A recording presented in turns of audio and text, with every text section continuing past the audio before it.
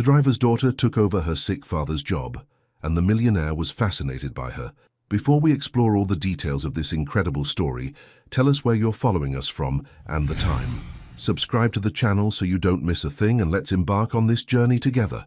She wasn't supposed to be there, but someone had to take the wheel. The morning mist clung to the windows of the black Escalade as Naomi Ellis adjusted the rearview mirror for the third time. Her hands, steady despite the tremor in her chest, gripped the leather steering wheel that had been worn smooth by her father's calloused palms over 23 years of faithful service.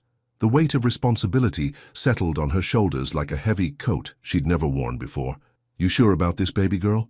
Her father's voice echoed in her memory from 3 hours earlier, weak but worried, as she'd helped him back into bed after another chest pain episode. "Mr. Velmore doesn't know you're coming. He's particular about his routines." Particular. That was the polite way her father, Clarence Ellis, described his employer of over 2 decades. Naomi had heard other words whispered in their small kitchen late at night when the medical bills piled higher than their monthly income, and her father thought she was asleep. Words like demanding, cold, and unreachable. But Clarence Ellis was a man of integrity, and even in whispered frustrations he'd always added, "But he's fair, pays well, never missed a paycheck, not once." Now, as Naomi sat in the circular driveway of the Velmore estate at exactly 7:47 a.m., 13 minutes before the scheduled 8-hour departure, she understood why her father had stayed loyal for so long. The job meant everything to their small family.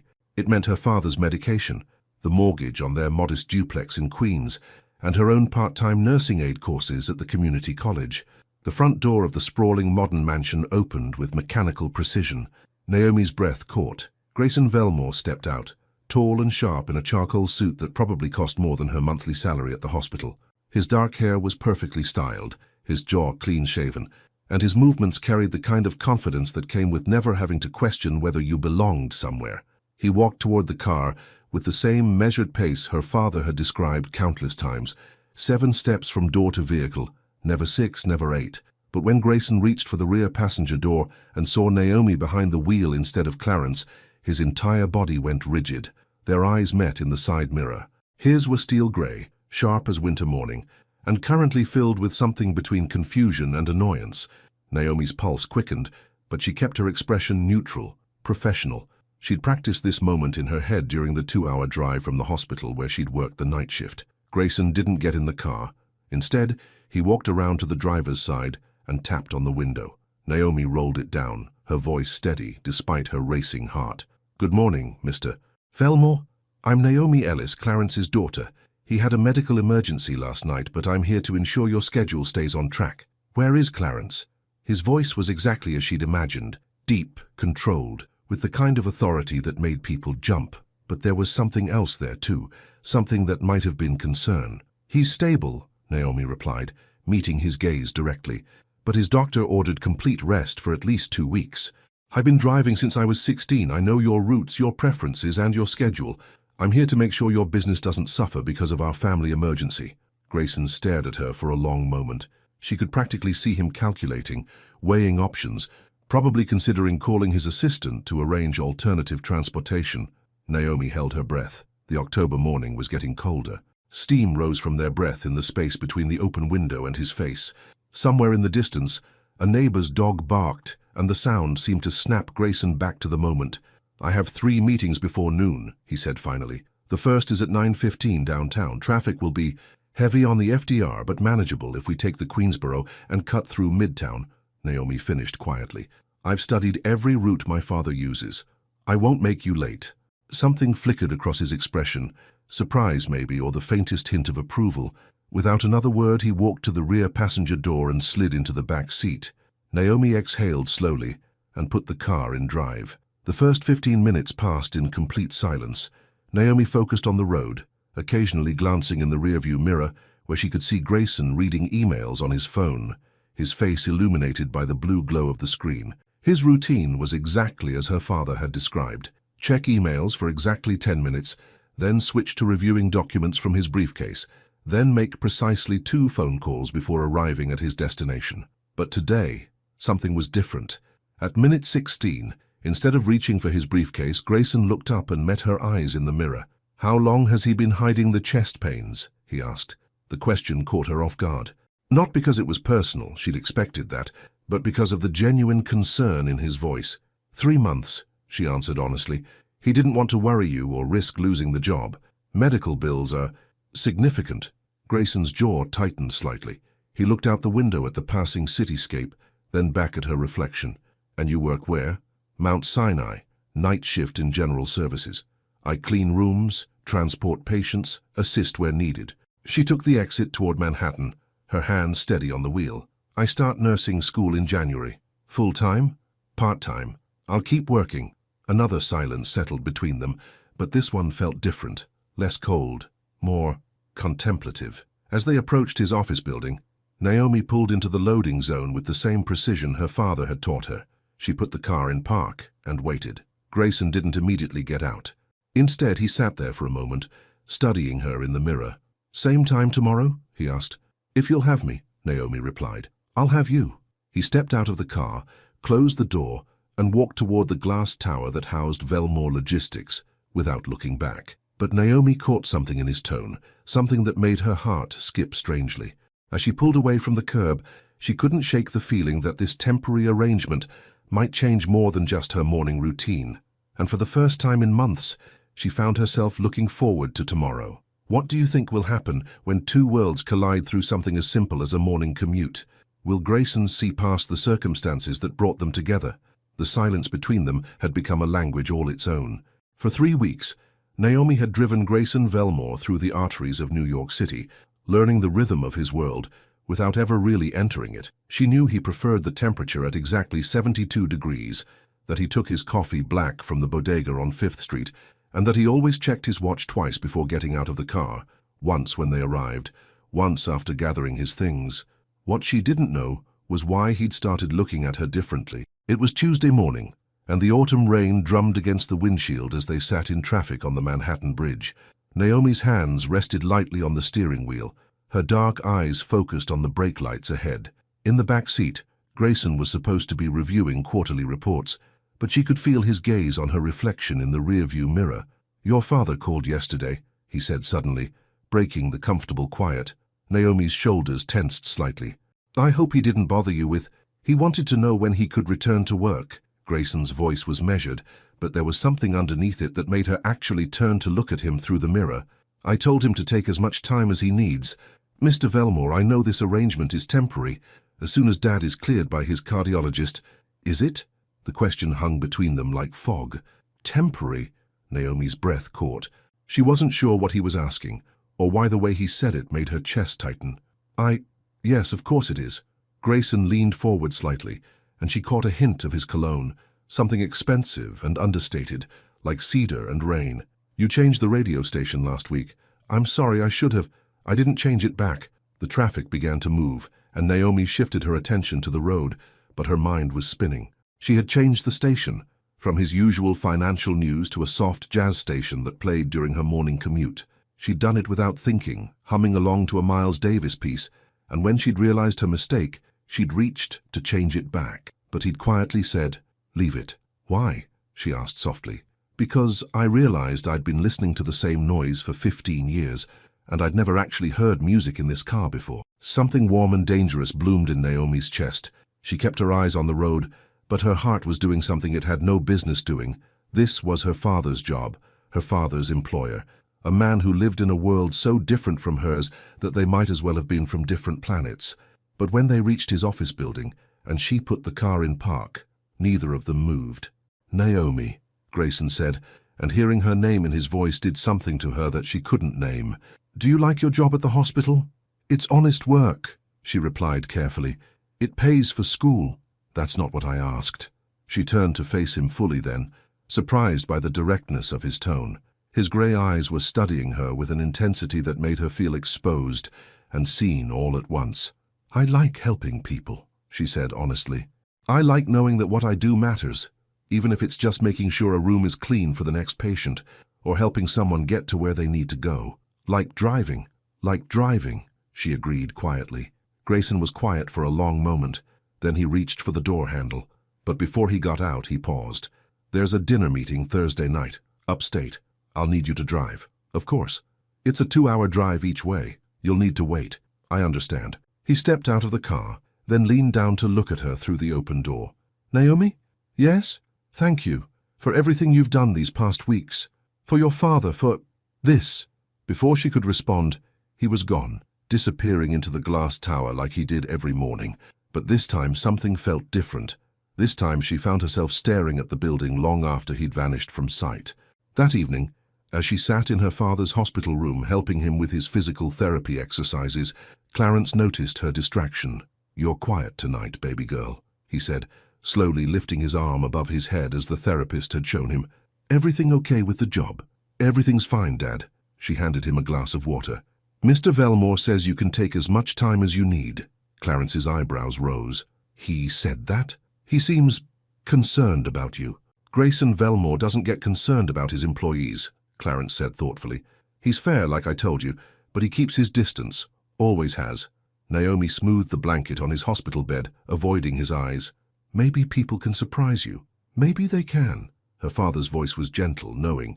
"Or maybe someone's been doing the surprising." Before she could ask what he meant, a nurse came in to check his vitals, and the moment passed.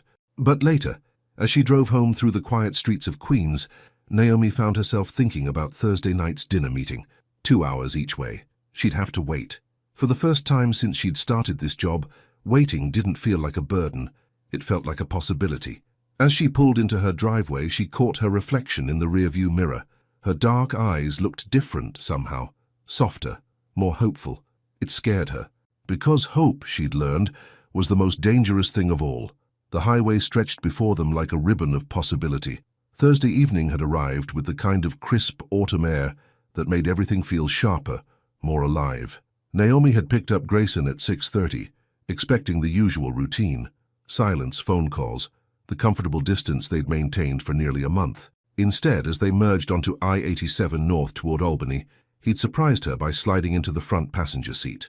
"I hope you don't mind," he'd said, adjusting his seatbelt. "The back seat feels impersonal for a long drive." Now, an hour into their journey, Naomi was acutely aware of everything about him. The way his fingers drummed silently against his thigh when he was thinking. The subtle scent of his cologne mixing with the leather interior. The fact that he'd loosened his tie and rolled up his sleeves, revealing forearms that she definitely shouldn't be noticing. "Tell me about nursing school," he said suddenly, breaking the comfortable quiet that had settled between them. Naomi glanced at him, surprised. "What would you like to know? Why nursing? Why not medicine or something else entirely?" She was quiet for a moment, considering her answer. The truth was complex, layered with years of watching her mother struggle with illness before she died, of holding her father's hand in emergency rooms, of understanding that healing happened in small moments as much as grand gestures. "When I was 12, my mom had pneumonia," she said finally. "She was in the hospital for a week, and there was this nurse named Beverly who worked nights. Mom couldn't sleep. She was scared, in pain, worried about missing work. But Beverly would sit with her for a few minutes each night, just present, not doing anything medical, just being there." Grayson had turned to watch her as she spoke, and she could feel his attention like warmth. "One night, Beverly braided my mom's hair. Such a small thing, but it made her feel human again, not just a patient.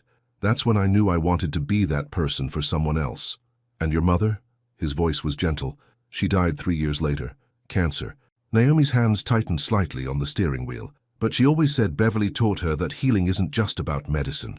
It's about dignity and kindness and seeing people as more than their illness." The silence that followed wasn't uncomfortable. It felt like understanding.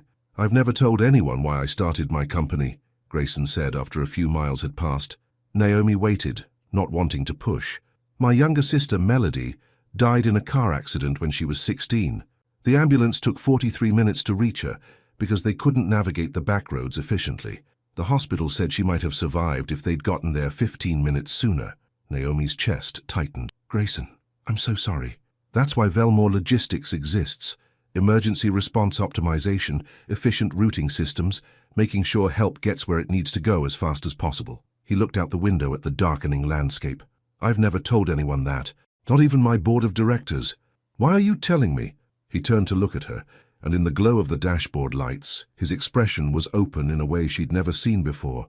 "Because you understand what it means to lose someone, and you understand what it means to want to make sure it doesn't happen to someone else. The weight of his trust settled between them like a shared secret. Naomi felt something shift in her chest, a door opening that she'd kept carefully locked since she'd started this job. "Can I ask you something?" she said softly. "Anything. Why do you keep everyone at such a distance?" Grayson was quiet for so long that she thought he might not answer. Finally, he said, "Because distance is safe. You can't lose what you don't have. But you can't gain anything either." He looked at her sharply. "Is that what you think I'm doing, gaining something?" The question hung between them, loaded with possibility and danger. Naomi's pulse quickened, but she kept her voice steady. "I think you're a man who's been driving the same route for so long that he's forgotten there might be other roads. And you think you know a better route? I think," she said carefully, "that sometimes the best destinations are the ones you never planned to visit." They were approaching the exit for the restaurant where his dinner meeting was scheduled. Naomi signaled and began to slow down, but she could feel the tension in the air between them, thick and electric. "Naomi," Grayson said, as she pulled into the parking lot of an upscale steakhouse. "Yes? This meeting should take about 2 hours. There's a coffee shop across the street if you want to wait there instead of the car." "I'll be fine in the car." "I know you will be. But I want you to be comfortable." Something in his tone made her look at him fully. His grey eyes were intense, searching her face like he was trying to memorize it. "Okay," she said softly. He reached for the door handle, then paused. "Naomi?" "Yes? When I get back, maybe we could take the scenic route home, if you don't mind driving a little longer." Her heart did something acrobatic in her chest. "I don't mind." He smiled then, a real smile that transformed his entire face, and Naomi felt like she was seeing him for the first time. "Good," he said, and stepped out of the car. As she watched him walk toward the restaurant, straightening his tie and slipping back into his professional mask, Naomi realized that somewhere between New York City and Albany, between shared stories and comfortable silences, something had fundamentally changed. She was no longer just driving him to his destinations. She was becoming one herself. The coffee had gone cold an hour ago, but Naomi couldn't bring herself to leave the small cafe across from the restaurant. Through the window, she could see the warm glow of the steakhouse, where Grayson was conducting his business dinner. Every few minutes, she found herself glancing up from her nursing textbook, watching for any sign that the meeting was ending. Her stomach fluttered with something that felt dangerously close to anticipation. The elderly woman at the next table had been watching her for the past 20 minutes, with the kind of knowing smile that made Naomi's cheeks warm. "Waiting for someone special, honey?" the woman asked kindly, her silver hair catching the light from the vintage lamps. "Just work," Naomi replied, but even she could hear how unconvincing it sounded. "Mm-hmm." The woman's eyes twinkled. "I waited for my husband outside plenty of business meetings 40 years ago. Had that same look you're wearing right now." Before Naomi could ask what look she meant, her phone buzzed with a text from Grayson. "Meeting wrapping up. 5 minutes." Her heart did something irregular in her chest.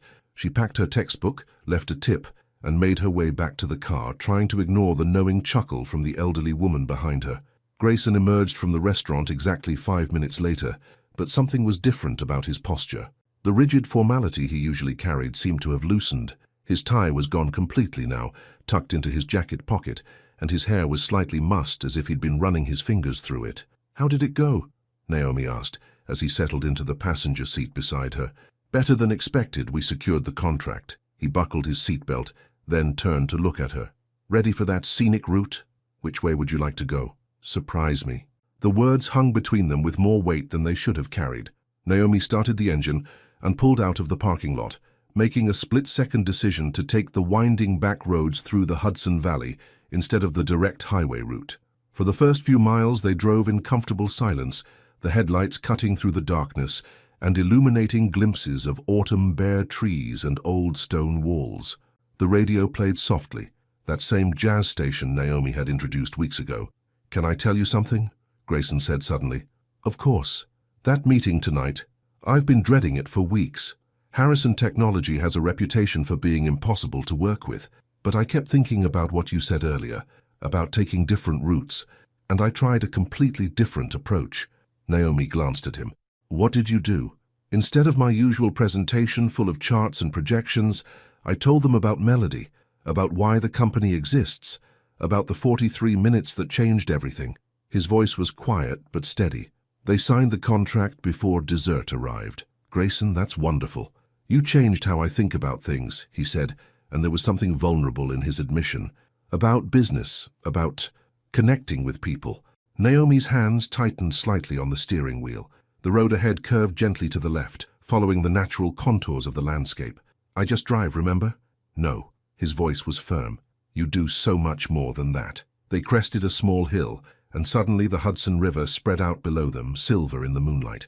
Without thinking, Naomi pulled into a scenic overlook and put the car in park. I thought you might want to see this, she said softly. They sat in silence for a moment, looking out at the water.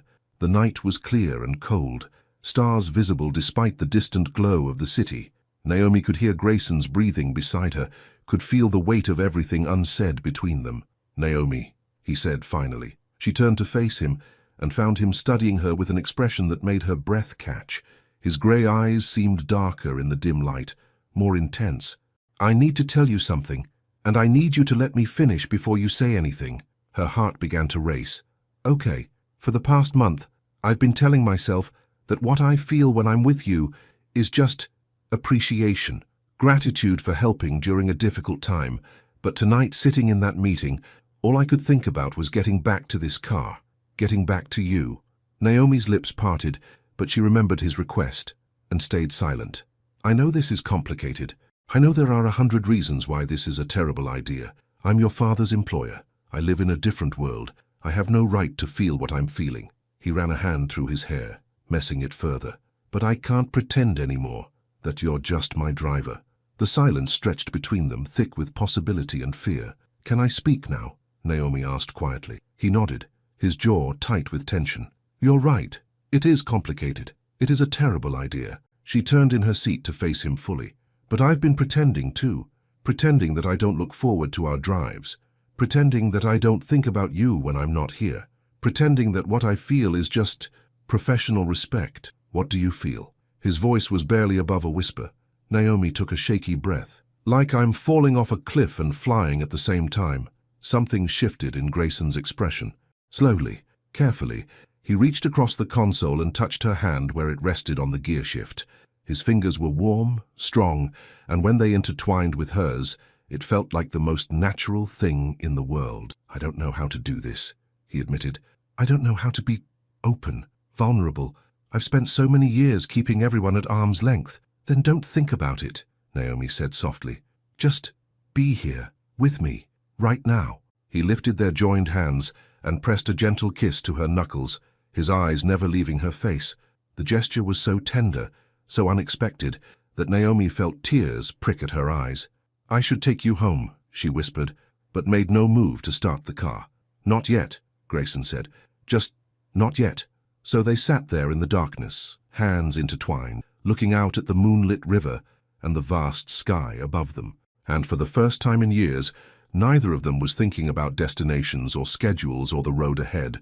They were simply present, together, in a moment that felt like the beginning of everything. The morning light felt different, like everything had shifted overnight. Naomi stood in front of her bathroom mirror, braiding her hair with fingers that trembled slightly. She'd barely slept, replaying every moment from the night before. The warmth of Grayson's hand in hers, the way he'd looked at her in the moonlight, the quiet understanding that had passed between them as they'd finally driven home in comfortable silence. Now, in the harsh reality of Friday morning, doubt crept in like fog. What had she done? What had they done? Her phone buzzed with the usual 7:30 text, "Ready when you are." But this time, those 4 simple words carried weight they'd never had before. The drive to the Velmore estate felt longer than usual, every traffic light an eternity. When Naomi pulled into the circular driveway, her heart was pounding so hard she was certain Grayson would hear it the moment he got in the car. But when he emerged from the house, something was wrong. Gone was the relaxed man from the night before. Grayson walked toward the car with his usual measured pace, his face a mask of professional composure. His suit was immaculate, his tie perfectly knotted, and when he reached the car, he opened the rear passenger door, the back seat. He was sitting in the back seat again. "Good morning, Naomi," he said as he settled behind her, his voice politely distant. "Downtown office first, then I have a lunch meeting in Midtown." "Of course, Mr. Velmore." The formality of his name on her lips felt like swallowing glass. Naomi put the car in drive, her hands gripping the steering wheel so tightly her knuckles went white. The first 20 minutes passed in excruciating silence. No jazz music this time. Grayson had switched back to his financial news station without a word. In the rearview mirror, she could see him reading emails with the same focused intensity he'd always had, as if the night before had never happened, as if she'd imagined the whole thing. But she hadn't imagined the way he'd held her hand, or the vulnerability in his voice when he'd talked about his sister, or the way he'd said her name like it meant something precious. Had she? Naomi. His voice cut through her spiraling thoughts. Yes, there's been a change of plans. I'll need you to pick up my assistant, Bristol, from LaGuardia this afternoon. Her flight lands at 3:15. Of course. Another silence. Then, she'll be handling my transportation needs starting Monday. The words hit Naomi like a physical blow. She nearly swerved into the next lane, her vision blurring for a moment before she managed to steady the car. I see, she managed to say, proud of how level her voice sounded. Should I inform my father that he can return to work? Clarence should take as much time as he needs for his recovery. This is a separate arrangement. Separate. The word echoed in her mind like a death knell. When they reached his office building, Grayson didn't immediately get out. For a moment, Naomi allowed herself to hope that he would say something, anything, to acknowledge what had passed between them. Instead, he said, "Thank you for your service these past weeks. Your father should be proud. Service, professional, distant." "You're welcome," she replied, not trusting herself to say more.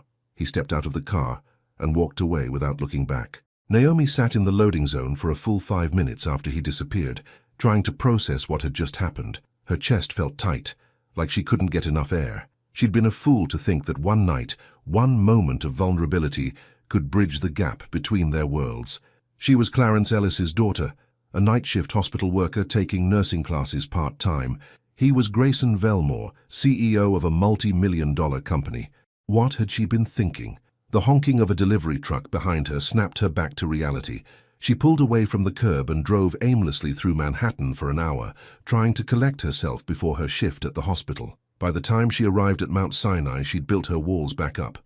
She threw herself into her work with fierce determination, mopping floors and restocking supply closets with mechanical precision. Physical labor had always been her escape, and today she needed it more than ever. "You're going to wear a hole in that floor if you keep scrubbing it like that," said Dolores, one of the veteran nurses who'd taken Naomi under her wing. "What's got you all worked up?" "Nothing," Naomi replied, not looking up from the already spotless linoleum. "Just tired." Dolores wasn't buying it. "This wouldn't have anything to do with that fancy car job you've been doing, would it?" Naomi's hands stilled on the mop handle. "How did you—" "Honey, you think I don't notice when one of my girls starts carrying herself different? You've been walking taller these past few weeks, smiling more. Now you look like someone ran over your cat." "It's over," Naomi said simply. "The job. Everything. Want to talk about it?" "No. Yes. Maybe." Naomi finally looked up, and Dolores must have seen something in her expression because her face softened. "Come on, break room, coffee, now." 10 minutes later, Naomi found herself spilling everything to Dolores. The job, the slow building of trust and connection, the magical night by the river, and the crushing return to reality this morning. "So let me get this straight," Dolores said when she finished. "This man opens up to you, shares his deepest secrets, holds your hand under the moonlight, and then the next morning acts like you're a stranger. That's about the size of it. And you think that means he doesn't care about you?" Naomi blinked. What else could it mean? Dolores shook her head with the exasperated patience of someone who'd seen it all. "Baby girl, that man is scared out of his mind. You got past his defenses, and now he's running scared. The question is, what are you going to do about it?" "What can I do? He's made his choice." "Has he? Or is he waiting to see if you'll fight for what you both felt last night?"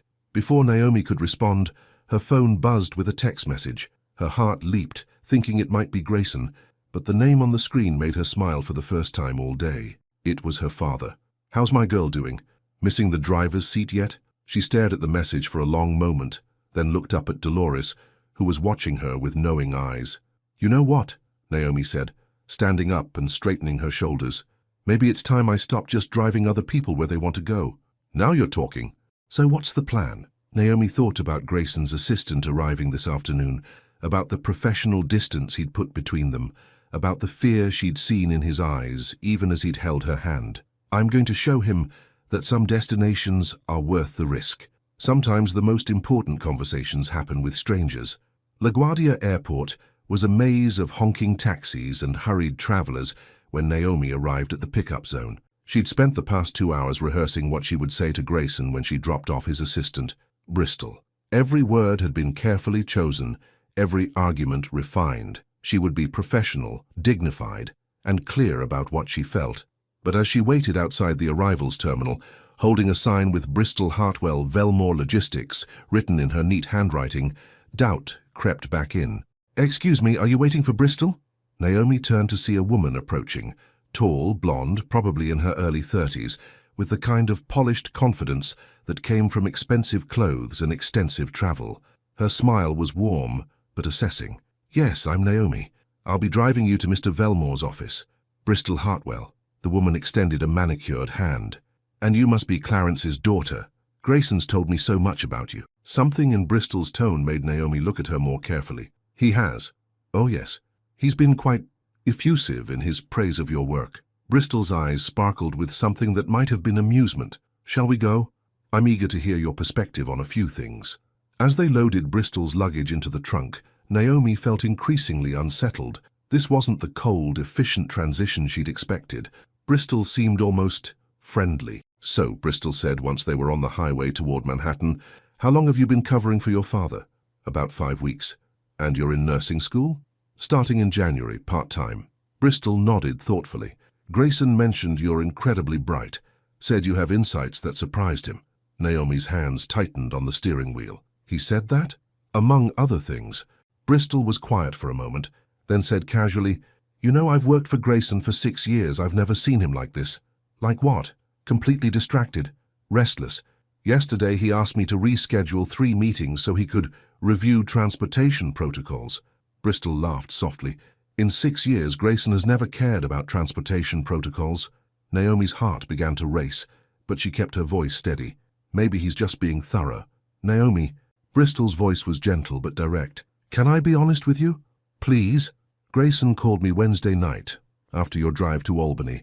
He was supposed to brief me on some contract negotiations, but instead he spent an hour telling me about a woman who changed his radio station and made him remember what music sounded like."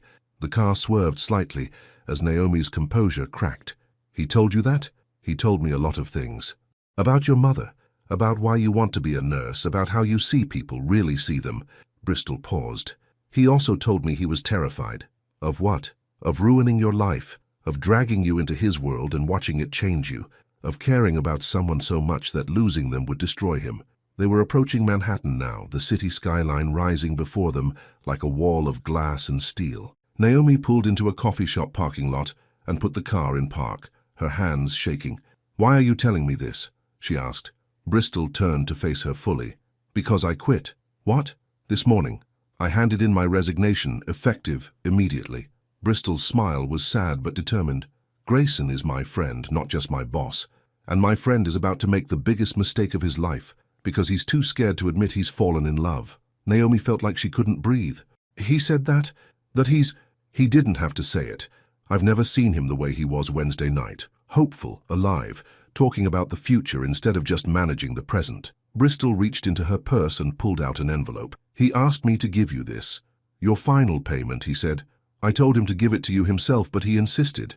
Naomi stared at the envelope like it might bite her. "I can't." "Take it. But read what's inside before you decide anything." With trembling fingers, Naomi opened the envelope. Inside was a check for far more than she was owed, and a handwritten note on expensive paper. "Naomi, I have never been good with words, especially when they matter most. What happened between us was real and beautiful and terrifying. You deserve someone who can give you the whole world without hesitation. I am not that man. At least, I don't know how to be. I'm releasing you from this job not because I want you to go, but because staying means I won't be able to let you leave when you realize what you're sacrificing. You have dreams, a future in nursing, a life that doesn't need to be complicated by someone like me. Thank you for showing me what it feels like to want something more than success. Thank you for making me remember what music sounds like. I will never forget you. G." Tears blurred Naomi's vision as she read the note twice, then a third time. Bristol handed her a tissue without comment. "He's an idiot," Naomi whispered. "A well-meaning idiot," Bristol agreed. "The question is, what are you going to do about it?" Naomi looked up at Bristol, then down at the note in her hands. Grayson thought he was protecting her, but he was wrong about everything. Wrong about what she wanted, wrong about what she was willing to sacrifice, wrong about what kind of man he was. "Where is he now?" Naomi asked. Bristol checked her watch. "Probably in his office, preparing for a conference call with Tokyo." "Why?" "Because it's time someone taught him that love isn't about protection. It's about choice. And I'm choosing him, whether he thinks it's smart or not." Bristol's smile was brilliant. "In that case, I think I'll take a taxi to the office. You have somewhere more important to be." As Bristol gathered her things and flagged down a cab, Naomi sat in the parking lot reading Grayson's note one more time. Then she folded it carefully, put it in her pocket, and pulled back onto the road. She had a destination in mind, and for once, she wasn't worried about taking the long way there. Some conversations can't wait for the right moment. The Velmore Logistics building rose 43 stories into the Manhattan sky, all glass and steel and corporate ambition. Naomi had driven past it dozens of times, but never been inside. Now standing in the marble lobby with Grayson's letter burning a hole in her pocket, she felt completely out of place. "I'm here to see Mr. Velmore," she told the receptionist, a young man with perfectly styled hair and a suit that probably cost more than her monthly rent. "Do you have an appointment?" "No, but I'm sorry. Mr. Velmore doesn't see anyone without an appointment. If you'd like to schedule, tell him Naomi Ellis is here." Her voice was steadier than she felt. "Tell him it's about transportation protocols." The receptionist looked skeptical, but picked up his phone. After a brief, hushed conversation, his eyebrows rose slightly. "Top floor executive elevator, he'll meet you there." The ride to the 43rd floor felt endless. Naomi watched the numbers climb, her heart pounding harder with each ascending digit. What was she doing? What if Bristol had been wrong? What if Grayson really did just want her gone? The elevator doors opened to reveal a spacious reception area with floor-to-ceiling windows overlooking the city, and there, standing by those windows with his back to her, was Grayson. He turned when he heard the elevator, and the expression on his face was everything. Surprise, hope, fear, and something that looked like relief, all warring for dominance. "Naomi." Her name came out like a prayer. "What are you doing here?" "We need to talk." "I can't. I have a conference call in 10 minutes. Cancel it." The quiet authority in her voice surprised them both. Grayson stared at her for a long moment, then walked to his assistant's empty desk and picked up the phone. "Janet." "Yes, push the Tokyo call to tomorrow morning. Something urgent has come up." He hung up and turned back to her, his gray eyes unreadable. "My office?" She nodded, and he led her through glass doors into a corner office that was all clean lines and expensive furniture. The view was breathtaking. The entire city spread out below them like a living map. "I met Bristol," Naomi said without preamble, pulling his letter from her pocket. "She gave me this." Grayson's jaw tightened. "I asked her to be your messenger, because you were too much of a coward to face me yourself." The words hung between them like a challenge. Grayson flinched as if she'd slapped him. "That's not, isn't it?" Naomi stepped closer, anger and hurt and love all tangled together in her chest. "You shared your deepest secrets with me. You told me about Melody, about why you built this company.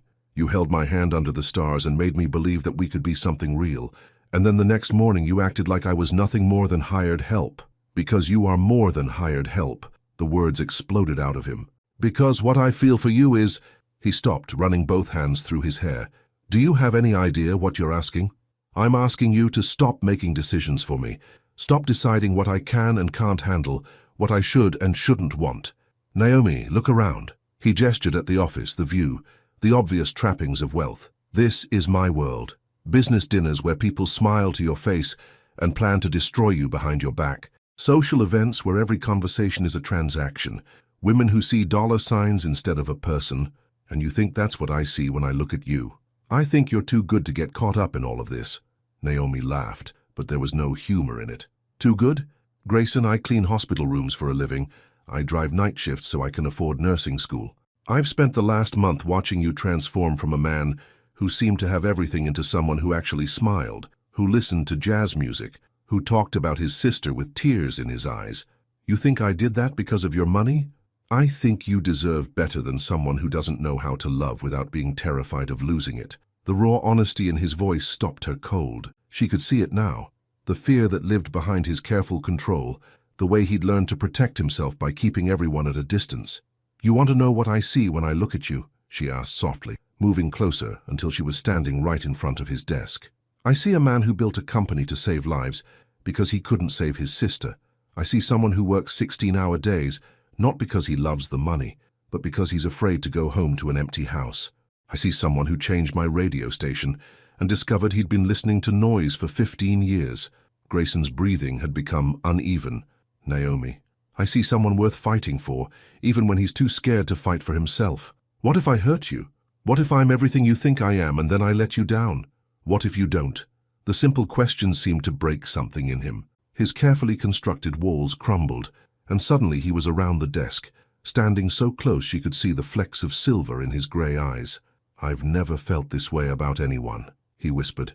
It terrifies me. Good, she said, reaching up to cup his face in her hands. If it didn't scare you, it wouldn't be worth it.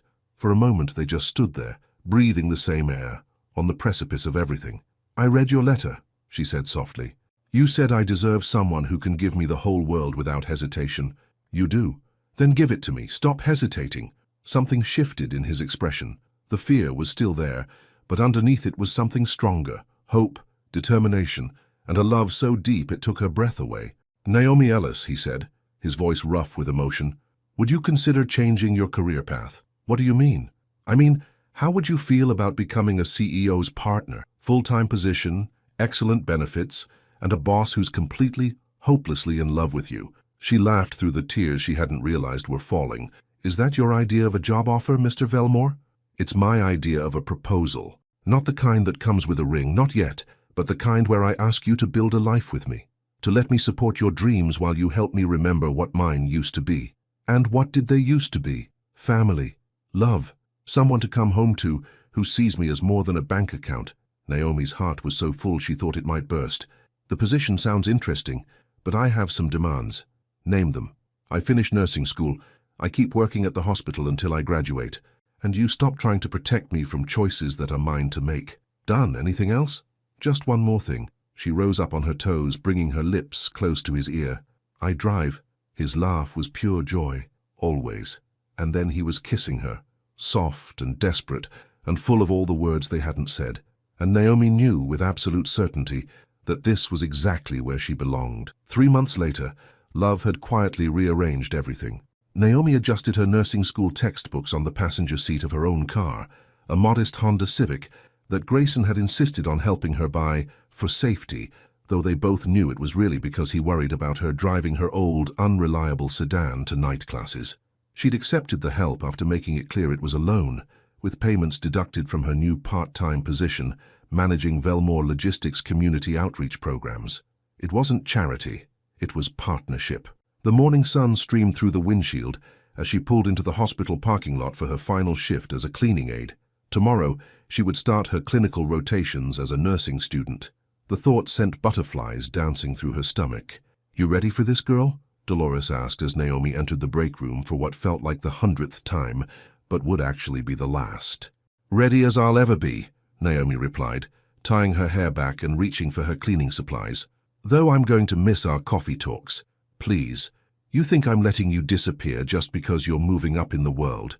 I expect updates on everything. School, that fine man of yours, and especially whether he's figured out how to make a decent cup of coffee yet.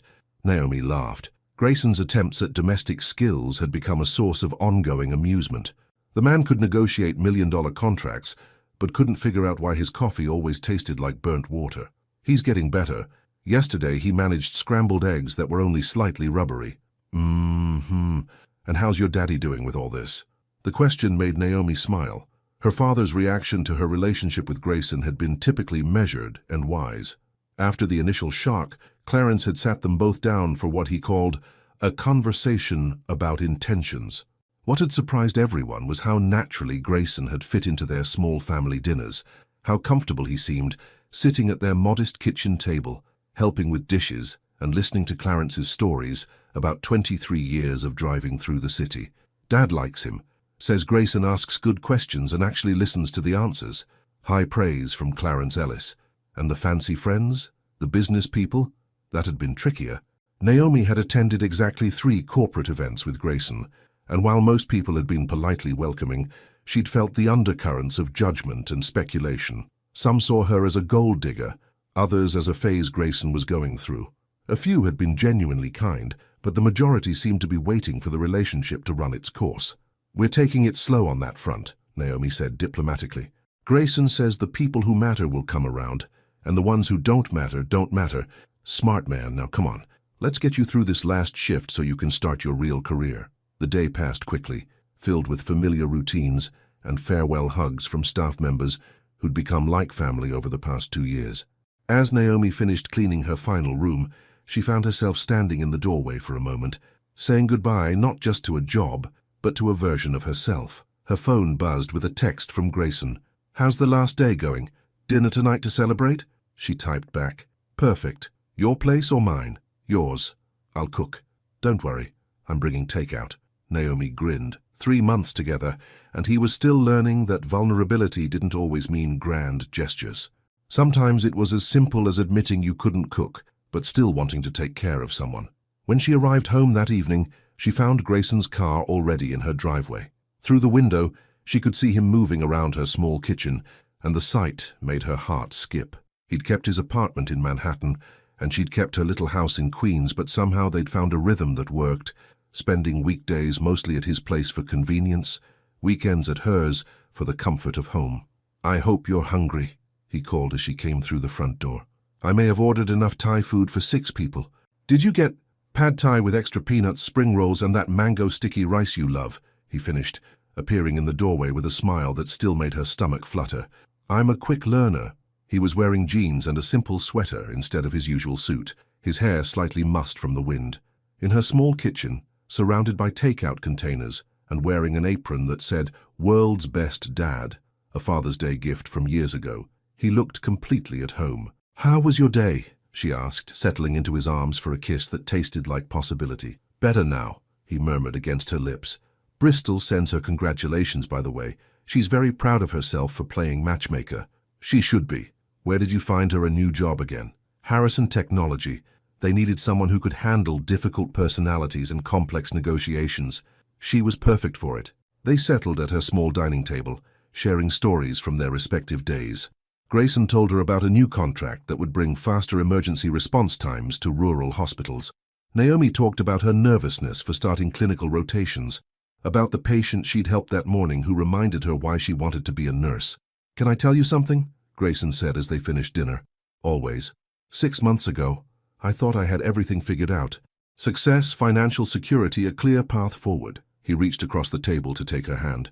"I had no idea. I was just existing. And now? Now I wake up thinking about our morning coffee. I leave work early because I want to hear about your day. I'm planning a future that has nothing to do with quarterly reports and everything to do with you." Naomi's throat tightened with emotion. "That's quite a transformation for someone who used to schedule his entire life in 15-minute increments. You taught me that the best things in life can't be scheduled. They just happen." "Speaking of which," Naomi said, squeezing his hand, "I have something to tell you." His eyebrows rose. "Good something or bad something?" "Good something, I hope." She took a deep breath. "I got accepted into the accelerated nursing program. If I want it, I can finish my degree in 18 months instead of 3 years. Grayson's face lit up. "Naomi, that's incredible. You should absolutely—" He stopped, studying her expression. But it would mean full-time school, no work, complete focus on studies. It would mean—" She hesitated, then forged ahead. "It would mean depending on you financially for a year and a half."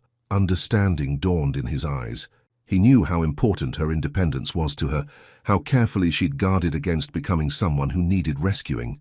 "What do you want to do?" he asked quietly. "I want to take it. The program, the opportunity, all of it.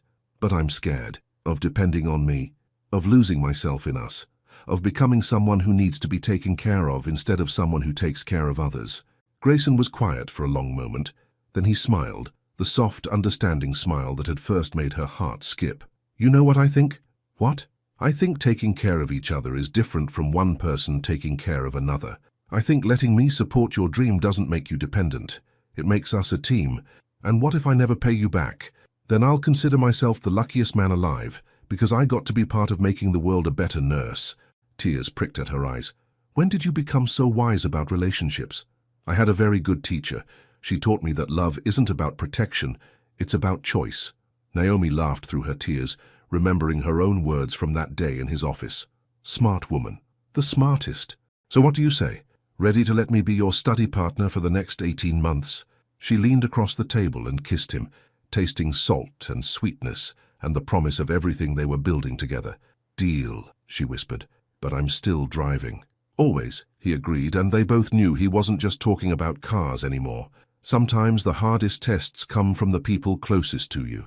The hospital cafeteria was buzzing with its usual chaos of doctors grabbing quick lunches and nursing students, comparing notes between clinical rotations. Naomi sat across from her study partner, Keisha, trying to focus on their pharmacology review, but her mind kept drifting to the conversation she'd had with her father that morning. "You're distracted," Keisha observed, looking up from her highlighted textbook. "Everything okay?" "Family stuff," Naomi replied, then sighed. "Actually, it's complicated. Want to talk about it? We've got 20 minutes before clinical skills lab." Naomi set down her pen and rubbed her temples. The past 8 months of accelerated nursing school had been intense. Long days of classes followed by clinical rotations, studying late into the night, and constantly pushing herself to prove she belonged in the program. Grayson had been incredibly supportive, but lately the pressure was coming from an unexpected source. "My dad's been questioning things," she said finally. "About school? About Grayson, about us, about whether I'm making the right choices." The irony wasn't lost on her. Clarence had been the one to initially approve of Grayson, to welcome him into their family dinners and fishing trips, but as Naomi's reliance on Grayson's financial support had become more apparent, tuition, books, living expenses while she focused on school, her father's concerns had started to surface. "What kind of questioning?" "This morning he asked me if I was sure I wasn't becoming too comfortable with being taken care of. He's worried I'm losing my independence, that I'm not the same strong woman who used to work 2 jobs and still find time for school." Keisha frowned. "But you're in the top 10% of our class. You're working harder than almost anyone here." "I know. But I think he sees the nice car, the fact that I don't have to work, the way Grayson handles the financial stress, and he's worried I'm turning into someone who expects to be rescued. What do you think?" That was the question that had been keeping Naomi awake at night. Was she still the same person who had boldly driven Grayson's car that first day, who had confronted him in his office, who had insisted on maintaining her own identity within their relationship? "I don't know anymore," she admitted. "Sometimes I feel like I'm exactly where I'm supposed to be, studying, growing, building something with someone I love. Other times I wonder if I've gotten too comfortable, if I've forgotten what it's like to struggle." Her phone buzzed with a text from Grayson. "Dinner with the Harrisons tonight. Know it's last minute, but they specifically asked for you to join. Important client." Naomi stared at the message, feeling a familiar knot form in her stomach. The corporate dinners had become more frequent as their relationship became more serious, and while most of Grayson's business associates had warmed to her, these particular clients had made their disapproval clear from the beginning. "What is it?" Keisha asked, noticing her expression. "Another business dinner, with people who think I'm a gold digger who trapped their friend. You don't have to go. I know.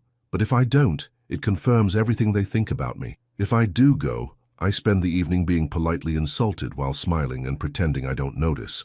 Keisha reached across the table and squeezed her hand. "Naomi, you're one of the strongest people I know. You're here because you earned it, not because someone handed it to you. Don't let anyone, family, friends, or strangers, make you forget that." That evening, Naomi stood in front of her bedroom mirror, adjusting the simple black dress she'd chosen for dinner. It was elegant but not flashy, expensive enough to fit in but not so expensive that it screamed, "kept woman." The calculations had become second nature, and she hated that they had. Grayson appeared in the doorway, handsome in his dark suit, but she could see the tension in his shoulders. "You don't have to do this," he said quietly. "I can handle the Harrisons on my own, and give them more ammunition." His girlfriend couldn't even be bothered to show up. "No, thank you." "Naomi?" He crossed the room and took her hands. "I know this is hard. I know they're not easy people. But after tonight, after this contract is signed, I'm going to have a conversation with them about respect, about what's acceptable and what isn't. You can't fight every battle for me, Grayson. Part of being with you means dealing with people who think I don't belong in your world. But you do belong. You belong because I choose you and you choose me. Nothing else matters." She wanted to believe him, but as they drove to the upscale restaurant in Manhattan, doubt crept in like cold air through a cracked window. Was this the life she wanted? constantly proving herself to people who had already decided she wasn't good enough? The dinner was exactly as awful as she'd expected.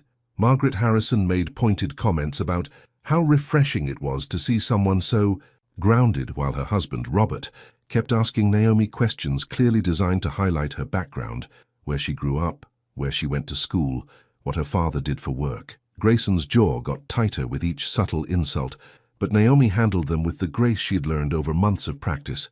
She answered questions honestly, deflected condescension with quiet dignity, and tried to ignore the way the evening was making her feel small. "So nursing school," Margaret said over dessert, her tone suggesting she was discussing something mildly distasteful. "How noble, though I suppose it's practical to have a backup plan."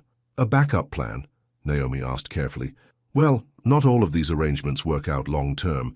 It's smart to have something to fall back on." The silence at the table was deafening. Grayson's fork clattered against his plate. "Margaret," he said, his voice dangerously quiet, "I think there's been a misunderstanding." "It's fine," Naomi interrupted, her voice steady despite the hurt racing through her veins. "Mrs. Harrison is right. It is important to have something to fall back on. That's why I've maintained my own bank account, my own credit, my own apartment. That's why I'm finishing my degree, and why I plan to work as a nurse after graduation. Because arrangements, as you call them, are based on convenience. Relationships are based on choice." She stood, placing her napkin on the table with deliberate calm. "Grayson, I'm going to call a cab. Please finish your business. I'll talk to you later." "Naomi, wait!" But she was already walking away, her head held high and her heart breaking just a little.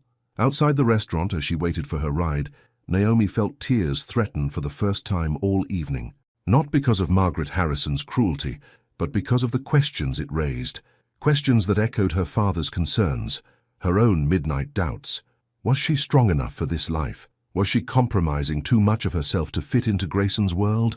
And if she was changing, was it for the better, or was she losing the very qualities that had made him fall in love with her in the first place? Her phone buzzed with a text from her father. "How's my strong girl doing tonight?" Strong. The word felt like both a blessing and a challenge. As her cab pulled up, Naomi made a decision. It was time to have some difficult conversations with Grayson, with her father, but most importantly, with herself. Because if love was about choice, she needed to make sure she was choosing from strength, not settling from fear. The hardest conversations are the ones that determine everything. Naomi sat in her car outside her father's house at 7 in the morning, nursing a cup of coffee that had long gone cold and trying to find the courage to go inside. She'd barely slept after the disastrous dinner with the Harrisons, and Grayson's increasingly worried texts had gone unanswered. She needed clarity before she could face him, and that meant starting with the man who had raised her to never back down from the truth. Clarence was in his small garden when she finally made her way to the backyard, carefully tending to the tomato plants that had become his pride and joy since his heart attack. He looked up when he heard her footsteps, and something in her expression made him set down his watering can immediately. "Rough night?" he asked gently. "Dad, I need to ask you something, and I need you to be completely honest with me." "Always am, baby girl."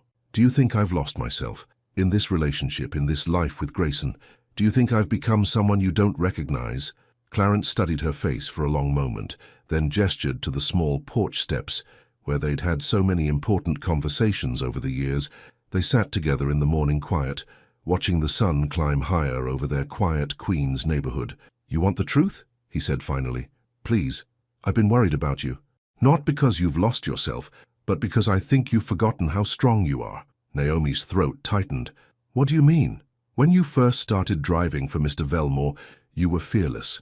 You walked into his world on your own terms, demanded respect, made him see you as an equal.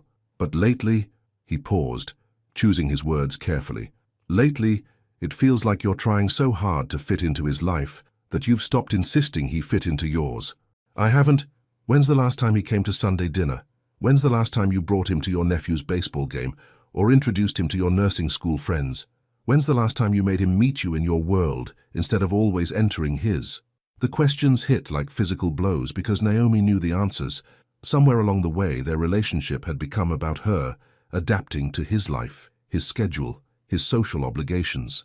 When had she stopped being the woman who changed his radio station and started being the woman who worried about which fork to use at business dinners? "I love him, Dad," she said quietly. I know you do, and he loves you. Anyone with eyes can see that. But love shouldn't make you smaller, Naomi. It should make you bigger, braver, more yourself, not less. So what do I do? Clarence reached over and took her hand, his calloused fingers warm and familiar. You remember who you are. You remember that you're Clarence Ellis's daughter, Doretha Ellis's daughter. You remember that you don't ask permission to take up space in this world. You just take it. What if he can't love that version of me? What if he needs someone more polished, more suitable for his world? Then he's not the man I thought he was, and you're certainly not the woman I raised. An hour later, Naomi stood outside Grayson's apartment building, her heart pounding, but her resolve firm. She'd driven straight from her father's house, still wearing yesterday's dress, her hair pulled back in a simple ponytail, no makeup to hide behind. This conversation was going to happen with no armor, no pretense, just truth. Grayson opened the door before she could knock, his hair disheveled and his eyes red-rimmed with worry. Thank God, he breathed, pulling her into his arms. I was terrified. When you didn't answer my calls, we need to talk, she said, gently extricating herself from his embrace. Something in her tone made him step back, his expression becoming guarded. Okay, coffee? No, just let's sit. They settled on his expensive couch in his immaculate living room, and Naomi looked around at the space that had become so familiar. Everything was beautiful, perfectly arranged and completely impersonal. There were no photos of them together, no signs that she existed in his life beyond the spare toothbrush in his bathroom. Last night was unacceptable, Grayson began, but Naomi held up a hand. Let me go first, please. He nodded, though she could see the tension in every line of his body. I've been thinking about what Margaret Harrison said, about arrangements versus relationships, about backup plans. She took a deep breath. And I realized she was right about one thing. I do need a backup plan, not because I think you're going to leave me, but because I've been living like I might disappear if I make you unhappy. Naomi, I'm not finished. Her voice was gentle but firm. Somewhere along the way, I stopped being your partner and started being your accessory. I go to your events, meet your friends, fit into your schedule. But when's the last time you came to my world? When's the last time you met my classmates or came to Sunday dinner with my dad or just sat in my little house and watched movies on my tiny television? Grayson's face went pale. I thought you preferred my place. It's more comfortable, more convenient.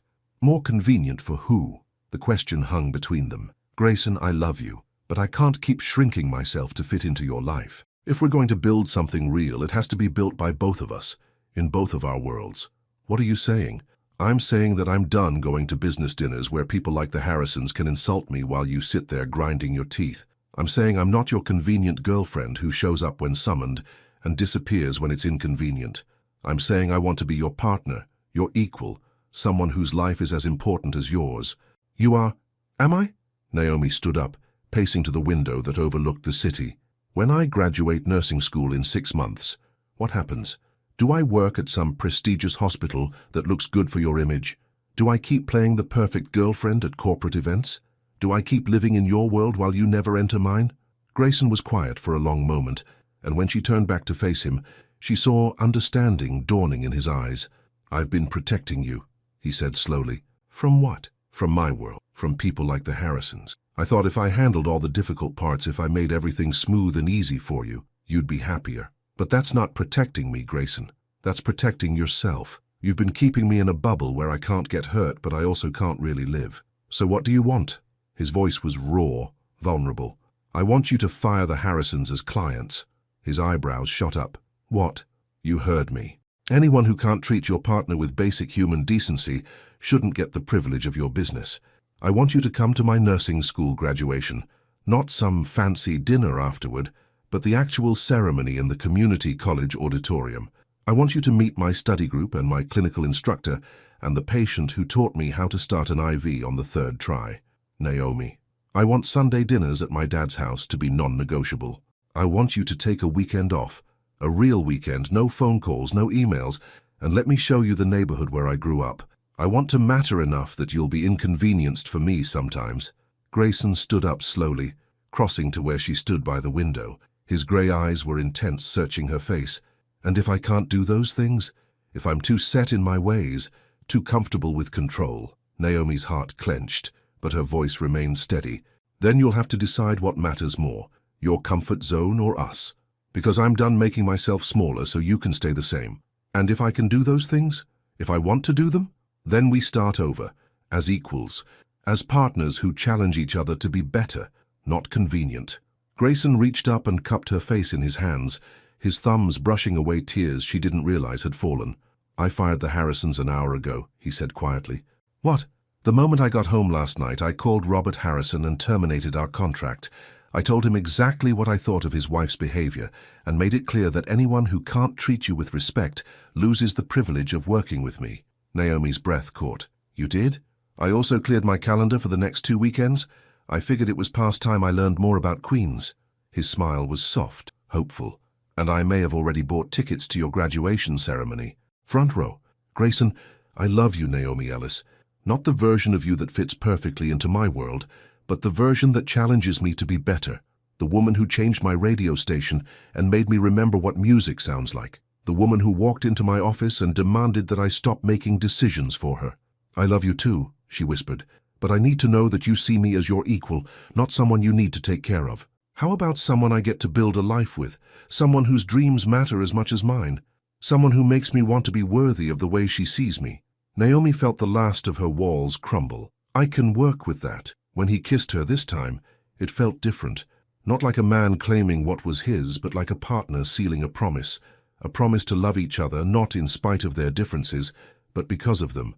A promise to build something together that neither could create alone. And as they held each other in the morning light streaming through the windows of his Manhattan apartment, Naomi knew they were finally ready to drive toward the same destination. Together. 2 years later, the morning sun filtered through the lace curtains of the small chapel in Hudson Valley, casting golden patterns across the worn wooden floors. It wasn't the grand cathedral that Grayson's business associates might have expected, nor was it the simple courthouse ceremony that would have been most practical. Instead, it was exactly what Naomi and Grayson had chosen together, a place that felt like home, surrounded by people who had witnessed their journey. Naomi stood before the mirror in the small bridal room, adjusting the simple but elegant dress she'd chosen, ivory silk that flowed like water, with sleeves that covered the small scar on her arm from a particularly challenging clinical rotation. Her hair was pulled back in a soft chignon, adorned with the pearl hairpin that had belonged to her mother. "Are you ready for this, baby girl?" Clarence asked from the doorway, resplendent in his best suit and holding the vintage car keys in his weathered hands. "More than ready, Dad." And she was. The past 2 years had been a masterclass in building a life together as equals. Grayson had indeed cleared those weekends, had come to Sunday dinners religiously, had cheered louder than anyone at her nursing school graduation. He'd met her study group, learned all their names, and even helped Keisha move apartments with his own 2 hands. In return, Naomi had stopped shrinking herself for his world. She'd accompanied him to business dinners as herself, the woman who asked thoughtful questions about logistics and emergency response, who could discuss healthcare policy with board members' wives, who commanded respect not through pretense but through authenticity. The people who mattered had embraced her.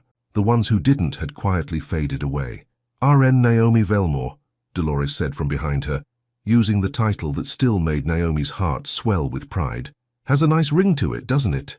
Naomi turned to see her former mentor and current colleague, because yes, she'd chosen to work at Mount Sinai, in the cardiac unit where she could make a real difference rather than at some prestigious hospital chosen for appearances. "It really does," Naomi agreed, smoothing her dress one final time. "And how's that husband-to-be of yours doing? Still making terrible coffee?" "Actually, he's gotten quite good at it. Turns out he just needed proper instruction." Naomi smiled, thinking of their morning routine, how Grayson had learned to make coffee exactly the way she liked it, how she'd learned to appreciate his need for structure and routine. He's also learned to make a mean omelette. Character growth. I love to see it. Through the window, Naomi could see the guests gathering in the small chapel. Grayson's sister from California, whom he'd reconnected with after years of emotional distance. Bristol, who had become a dear friend and was serving as a bridesmaid. The nursing staff from Mount Sinai, her classmates from the accelerated program, neighbors from Queens, and even some of Grayson's business associates who had proven themselves worthy of the invitation. "It's time," Clarence said softly. They walked outside to where the vintage Cadillac waited, the same car Naomi had first driven for Grayson. Now polished to perfection, and decorated with simple white ribbons. Clarence had insisted on driving his daughter to her wedding, and Grayson had insisted that she arrive in the car where their love story had begun. As they drove the short distance to the chapel, Naomi thought about the journey that had brought them here. It hadn't been a fairy tale. There had been difficult conversations, moments of doubt, compromises that stretched them both, but it had been real and honest and built on a foundation of mutual respect that had only grown stronger. "Any last-minute advice, Dad?" she asked as they pulled into the chapel parking lot. "Just one thing," Clarence said, turning to look at his daughter with eyes bright with unshed tears. "Remember that marriage isn't about finding someone you can live with. It's about finding someone you can't imagine living without, even when they leave their socks on the bedroom floor and take conference calls during dinner." "Does Grayson actually do those things?" "Not yet, but give him time," Clarence chuckled. "The point is, you've both learned how to love each other's imperfections along with the perfections. That's what makes it real." As they approached the chapel entrance, Naomi could hear the soft music beginning inside. Through the open doors, she caught a glimpse of Grayson at the altar, standing with his best man, surprisingly, his former driver whom he'd kept on staff and who had become an unexpected friend. Grayson looked nervous, excited, and completely besotted as he watched the doors for her arrival. He was wearing a simple charcoal suit, elegant but not ostentatious, and when their eyes met across the chapel, his entire face lit up with a smile that made her heart skip, just like it had that first day. "Ready?" Clarence asked, offering his arm. "Ready," Naomi replied, and meant it completely. As they walked down the aisle together, Naomi saw their story reflected in the faces of their guests. There was Bristol, who had played matchmaker and quit her job to help love find its way. There was Dolores, who had pushed her to fight for what she wanted. There were her nursing colleagues, who had seen her grow from a part-time student into a confident professional. There were Grayson's employees, who had watched their reserved CEO transform into someone who smiled at random moments and left work early to attend school plays and hospital fundraisers. When they reached the altar and Clarence placed her hand in Grayson's, Naomi felt the rightness of it settle into her bones.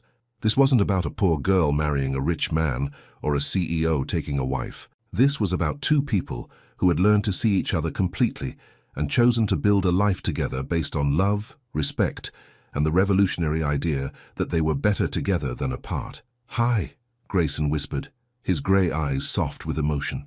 "Hi yourself," she whispered back. The ceremony was simple but profound. They'd written their own vows, and when Grayson spoke about learning to love without fear, about finding home in the passenger seat of a car driven by the strongest woman he'd ever known, there wasn't a dry eye in the chapel. When Naomi promised to keep challenging him to be better while loving him exactly as he was, to drive through life together as equal partners, no matter which one was holding the wheel, Grayson's voice broke as he said, "I do." The kiss was soft, sweet, and full of promise.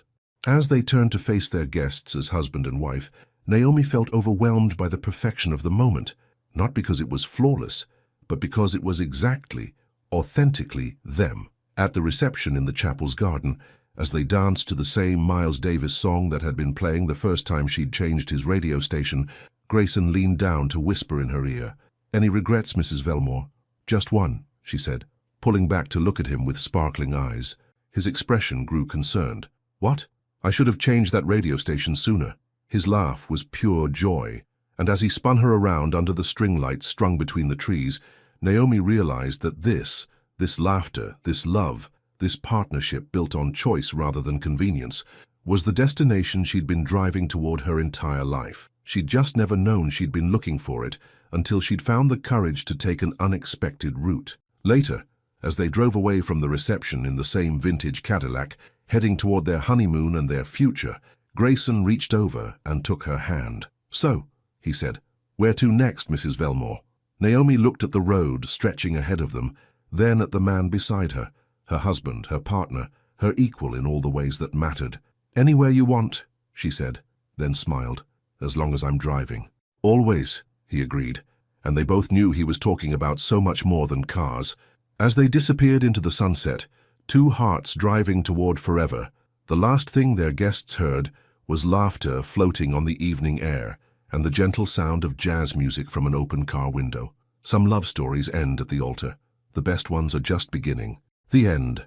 What did you think of Naomi and Grayson's journey? Would you have the courage to fight for love the way they did? Your participation in the channel is very important. Please leave your opinion in the comments. Thank you so much for watching until the end. If you enjoyed this story, don't forget to subscribe to the channel, leave a like, and comment your thoughts. Your participation is very important to us. See you next time.